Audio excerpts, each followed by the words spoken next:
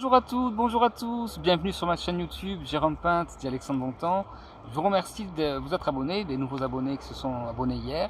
On est au deuxième jour de l'opération Solidarité Association. Je vous remercie toutes les personnes qui ont déjà répondu présentes en achetant les ouvrages, en profit donc des deux associations dont je suis le parrain, du Ciel Bleu pour Mathieu, dont je rappelle l'objet qui est pour soutenir les enfants malades du cancer, et les lettres au service des mots, qui elle a pour objet de soutenir les parents dont les enfants sont handicapés et polyhandicapés, qui est basé à Cognac. Voilà, donc si vous souhaitez participer et soutenir ces associations, un moyen simple, c'est d'aller bien sûr les voir, les contacter, faire des dons, enfin il y a tout un tas de possibilités bien entendu, mais également en vous procurant mes ouvrages.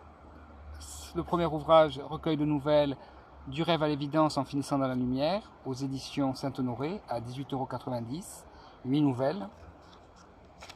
Et le deuxième ouvrage, donc, Poésie atroce et joyeuse, toujours aux éditions Saint-Honoré, et 12,90 € pour cet ouvrage. Donc 1 € est reversé par livre acheté. Donc voilà, je compte sur vous. Pour vous donner envie d'acheter ce livre, je vais vous lire un extrait du recueil de nouvelles, et d'une des nouvelles donc, qui s'appelle Comme une évidence. Comme une évidence. Ariège, 2010. Marc de Ménil, 40 ans, et sa femme Caroline, une trentaine d'années, sont avec leurs deux enfants, Brice et Lola, âgés de 7 et 8 ans, sur la terrasse. Ils prennent leur petit déjeuner, ils rigolent, c'est l'été, on entend le bruit des oiseaux et du vent. Qu'allez-vous faire, les enfants, aujourd'hui ? Demande Marc à ses deux têtes blondes. Manger plein de glace, répond Brice, le plus jeune. Intéressant, dit Marc. Et toi, Lola, interroge Caroline. Moi, je vais ramasser des fleurs des champs et faire un collier. Et moi, personne ne me le demande, mais je vais travailler. Paul, mon éditeur, me réclame mon dernier manuscrit, et si je ne lui rends pas, adieu glace et fleurs.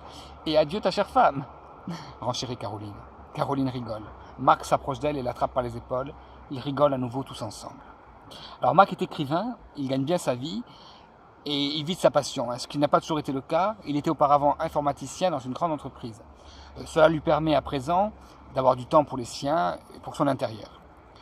Alors, il a écrit l'année dernière un livre sur les Cathares intitulé Le Trésor des Cathares. Il a toujours été passionné par l'histoire, c'est le roman préféré de Caroline.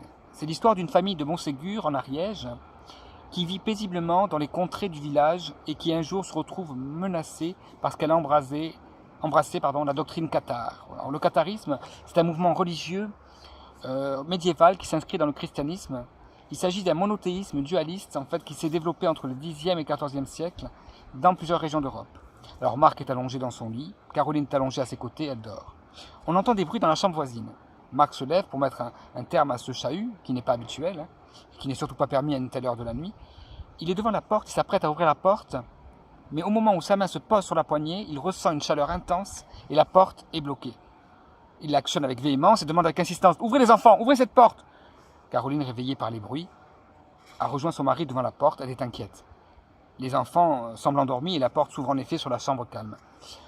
Brice et Lola ont les yeux fermés et n'ont pas du tout été troublés par le tapage de leur père. Marc est vraiment de contenancé.